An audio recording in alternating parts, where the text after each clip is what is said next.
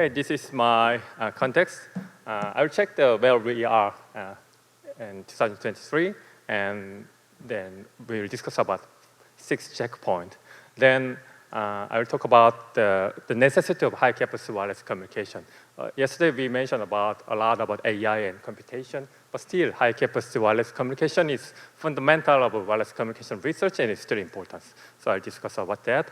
Then also, I will introduce our recent work about Sub-THz wireless communication using very interesting topic. It's already introduced in the first presentation. We use orbital angular momentum transmission.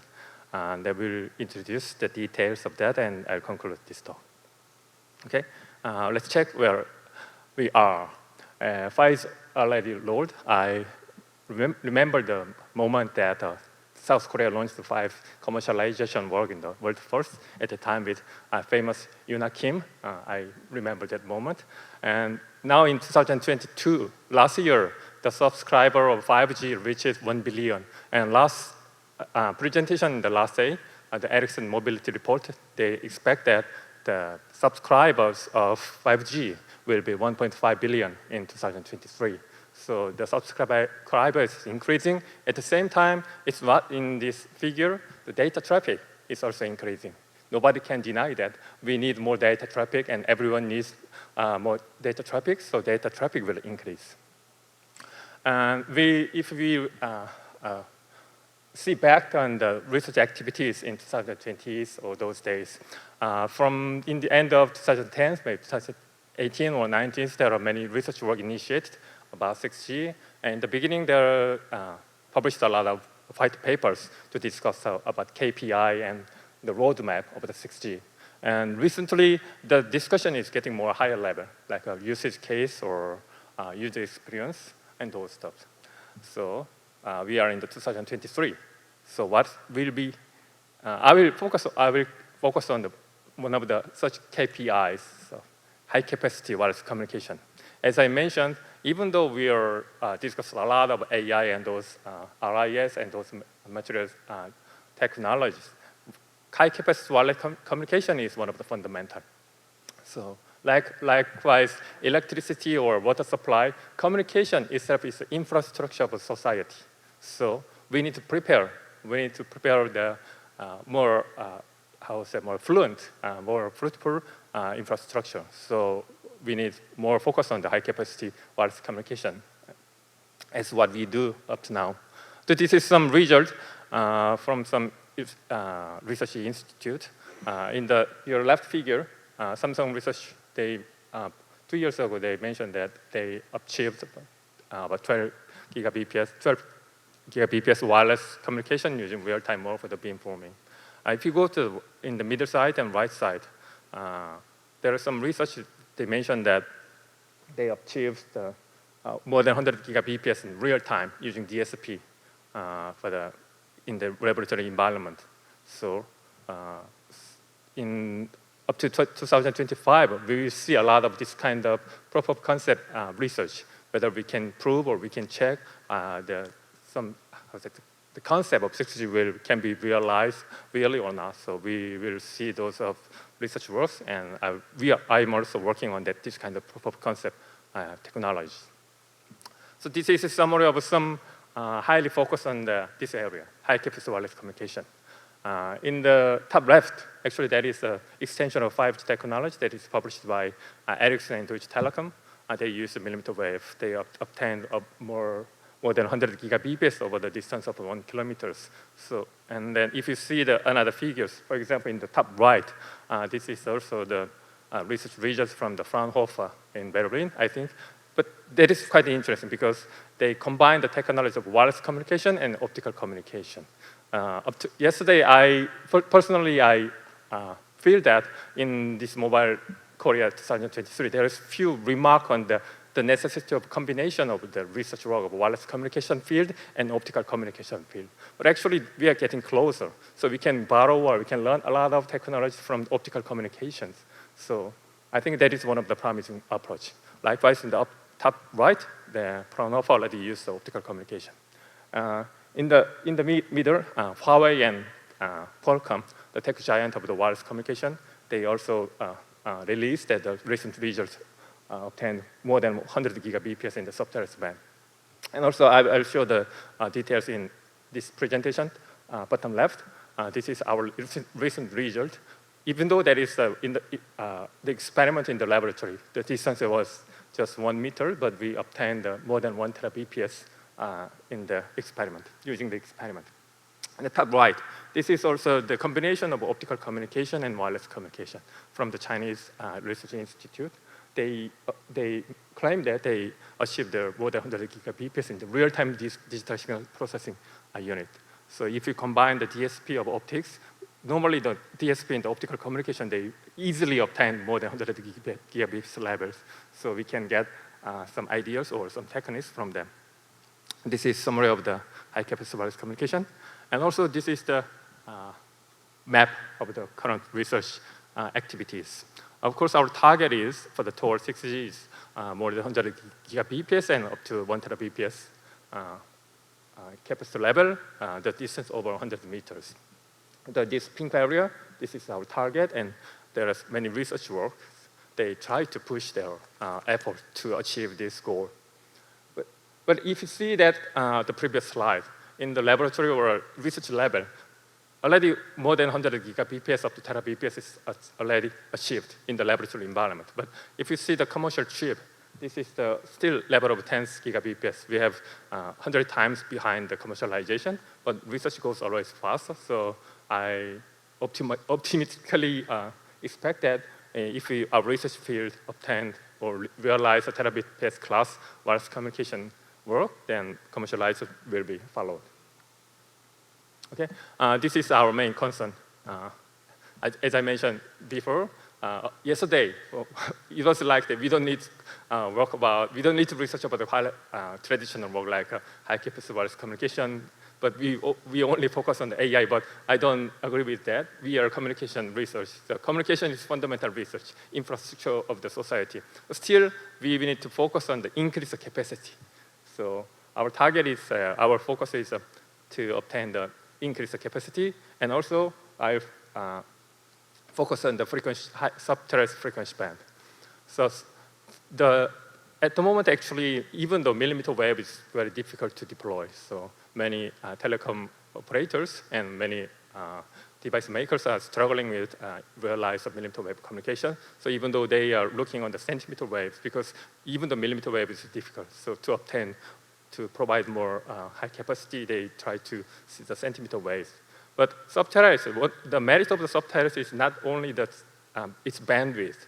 The sub-THz is it has a smaller wavelength. So we can borrow a lot of techniques from the optical communication. So we can manipulate the beam.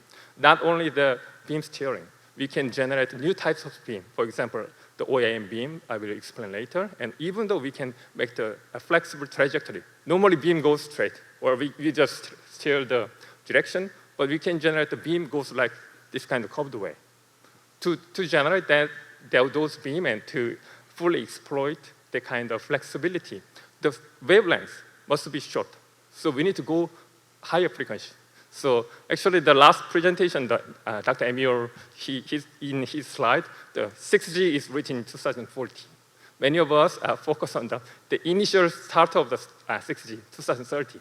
But 6G will last until 2040, 10 years, which means that we can do more. We can do more, not just bandwidth using sub-THz. We can do more with the beam manipulation. We can do more a lot of fundamental study like OAM. So sub-THz has this kind of fascinating fact. So I believe that we need to research on the sub-THz. Okay, then let's go to the introduce our approach. To increase the capacity, there's many ways, but overall we have 3 approaches. The first one is in the upper direction, the increase of multiplexing order. Simply, we transmit multiple independent data simultaneously. It's not just one data. We transmit multiple data, like MIMO technology.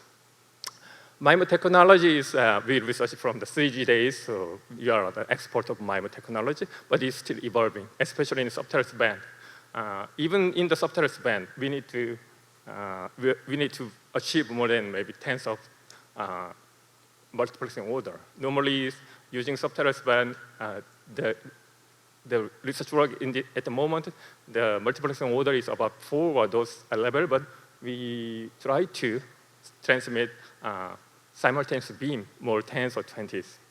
And also, if you see that top left, this is modulation order. Actually, last day, the Samsung Electronics, they mentioned that about AI NC, so to shape the new waveform, and they saved the power about 20%. That is a good approach.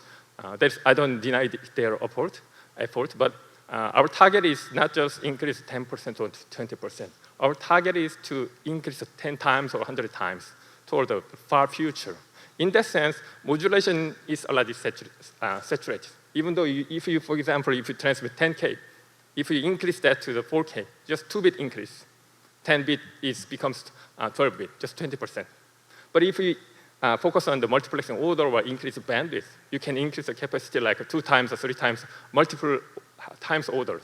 So our target is using the increase multiplexing order and using more wide bandwidth. That one technology that will realize this kind of, our goal is orbital angular momentum multiplexing.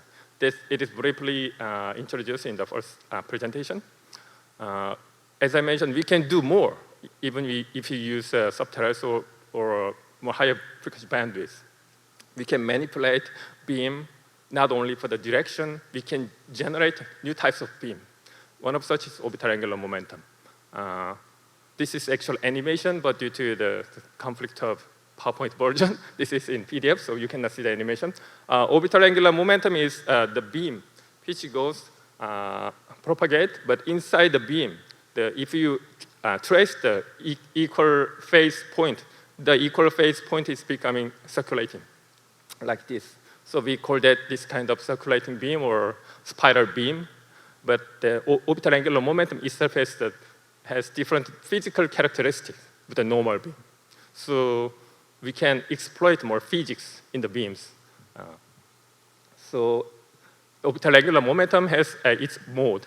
So its mode means that it's orthogonal. It does not interfere with each other. So we can transmit multiple data streams without interference simultaneously. That's why we can increase the capacity. Okay. So how to generate OAM beam and to use the OAM multiplexing is that actually there is research last 10 years a lot. So there are many ways to generate OAM beams. For example, we have one of such laboratories use holographic plate or meta surface or this kind of SPP, spiral phase plate. That is good for the research level, especially in the bottom left, the SPP. You can generate that using the common 3D printers. We also generate those kind of antennas for the initial research. Actually, that's very easy to design this antenna, and using 3D printer, you will get the antenna just in several hours. But the thing is that is good for the research. But if we transmit multiple streams simultaneously, the other work needs multiple independent antennas. That is not good for in the engineering sense. So we use uniform circular array. If we use that, we can transmit multiple streams behind the antenna. We call that analog Butler matrix. I will explain later. Using that kind of device, we can combine the different signals simultaneously using these UCA antennas. So we use the uniform circular array antenna to transmit multiple signals simultaneously. This is an illustration how to generate orbital angular momentum beam, which is the equal phase point is circulating. We have, this is explanation of to generate mode 0 and mode 1 and mode 2. Mode 0, please consider that mode 0 is a normal beam, just normal Gaussian beam. So and the black dot in this figure represent one antenna element in the uniform circular array. So if we set the phase the same, like all antennas, if we insert the same phase, then we can generate the common beam, normal beam, that goes straight. But if we insert the phase delayed signal, like if you see the upper lip, middle figure, if we delay the signal phase, for example, 45 degrees and 90 degrees and to 2 pi degrees, then we can generate orbital angular momentum mode 1 signal, which is circulating 1 cycle during the period.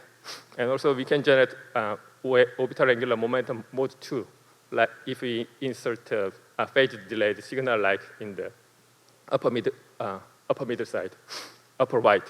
So likewise, simply we can generate orbital angular momentum signals, and also we can separate them in the reverse way, phase delayed signal processing.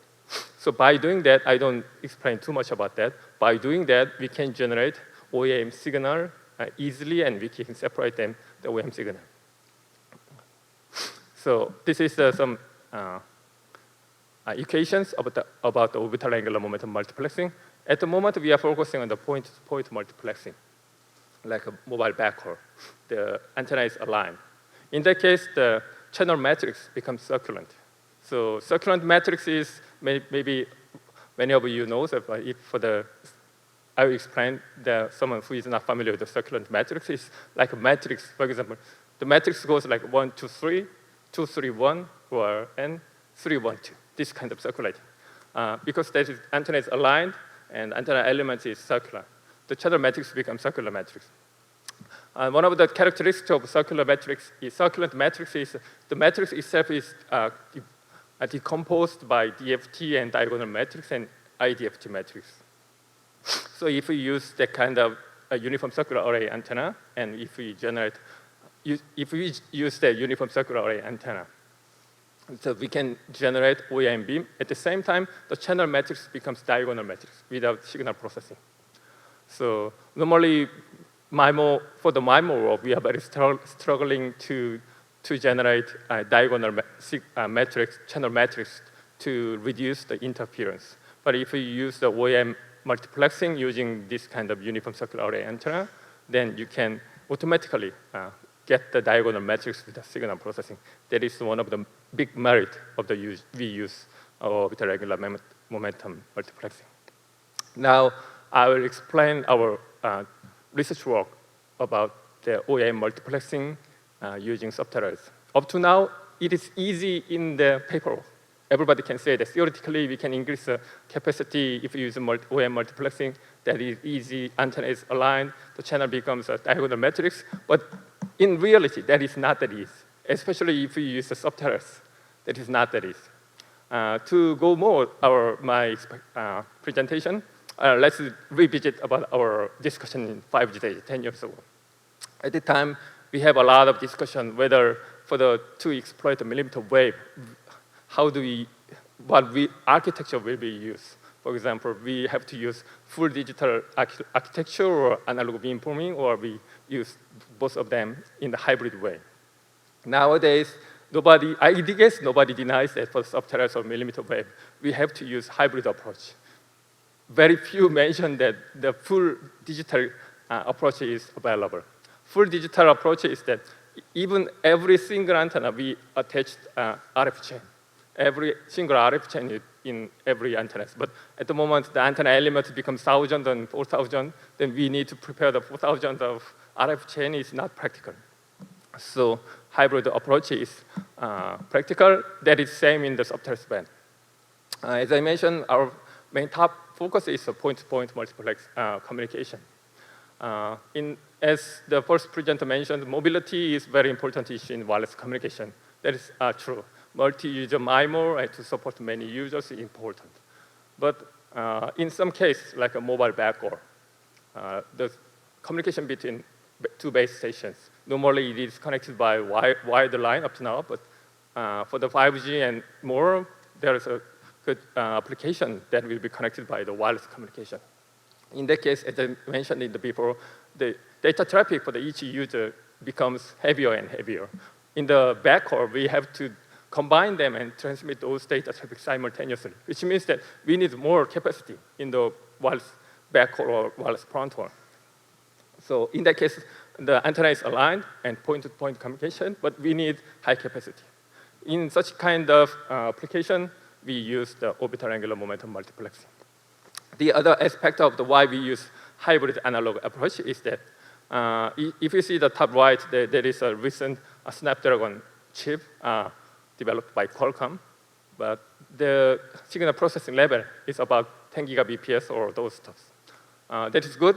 They work very well, but still far from our necessity.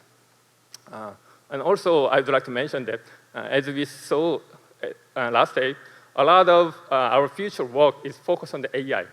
I don't believe that the Qualcomm or other Samsung guys developed this chip to solve the MIMO equalization.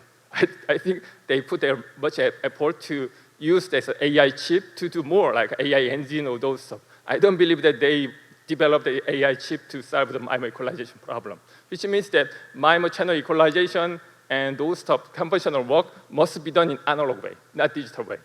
So digital processing power is not sufficient at the moment. At the same time, we want that kind of fluent digital processing power, not for the MIMO equalization, for more interesting stuff. So I believe that MIMO equalization must be done in analog way. So this is a brief summary. There is a digital signal processing part in the baseband, and then the analog signal process part is from RF and antenna side. We have to do a lot of work in RF and antenna side to reduce the burden of digital signal processing, to let the DSP and NPU chip do more interesting, like AI works, not RF works. So there is also another motivation why we focus on the RF signal processing. Then I will show you our analog signal processing that is designed for the orbital angular momentum, multiplexing, generation, and separation. If you see the top left, maybe many of you are not familiar with this figure, but this is the schematic of DFT. I guess all of us here are familiar with the DFT or IDFT or FFT or IFFT, but this is a schematic. If you design the DFT and IFT in the circuit, you need this kind of phase shifter and coupler and those stuff. There's a simple schematic of the DFT and IDFT. The thing is simple. We have to design and implement this DFT and IDFT schematic. It seems easy, but if you see this schematic, there is a crossover in the line. If you run the simulation, there's no effect of the crossover. But if you implement the crossover, works quite bad impact. That is makes our head, it causes headaches. How do we deal with this crossover? So if you go to the right side, we use a multi-layer. So if you in the two-dimensional domain, there is a crossover. But if you see that in three-dimensional domain, crossover can be solved by the multi-layer design. So we adapt and we apply the multi-layer design to generate 4x4 DFT matrix in the circuit, and also 8x8 DFT matrix in the circuit. So if you see the right side, this is DFT matrix functionality. If we insert 8 streams into this, we call that analog butler matrix, and the output of the 8 signals becomes a DFT of the 8 input signals. So this is automatically conduct DFT in analog way without digital signal processing and without consuming power. The results, as I mentioned, that OAM itself is easy and perfect in theory, but in the reality, that's quite difficult, especially in Sub-THz band. If you have some experience in Sub-THz band or millimeter wave, even very slight mismatch or slight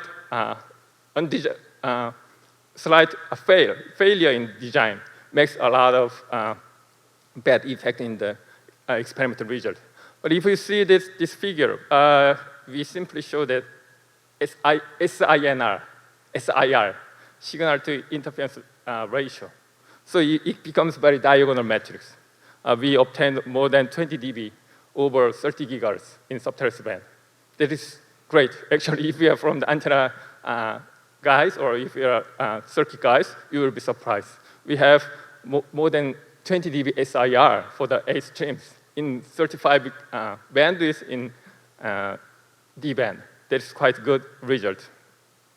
Using this analog butler matrix, the OAM generation and separation mathematically expressed by DFT and IITP matrix is done by analog circuit without digital signal processing and without power consumption. So we develop and design and implemented analog Butler matrix circuit, and we attach that into our transceiver, and we conduct an experiment.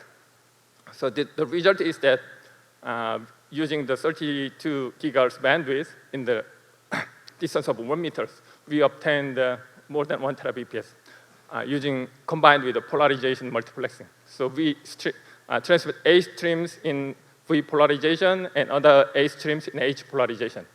In summing up, we sent 16 streams simultaneously. Then, combining the capacity of all 16 streams, we obtained 1.44 terabit per second. Even though this is experimental result in 1 meter, this is huge milestone toward the 6G proof of concept research. This is again, this is some parameters of our experimental result. We used 32 gigahertz bandwidth from 135 to 168 gigahertz in sub-THz band. Okay, we report our result in the last March. You can find you can search an NTT and OAM, then you will find these news articles. This is summary of our recent work. Actually, from the millimeter wave, we work on the orbital angular momentum multiplexing. 5 years ago, using 28 gigahertz, we obtained 100 gigabps. That is also a big thing in millimeter wave. After that, we increased the capacity, frequency band, and we developed a new analog Butler matrix. From millimeter wave, our focus is same.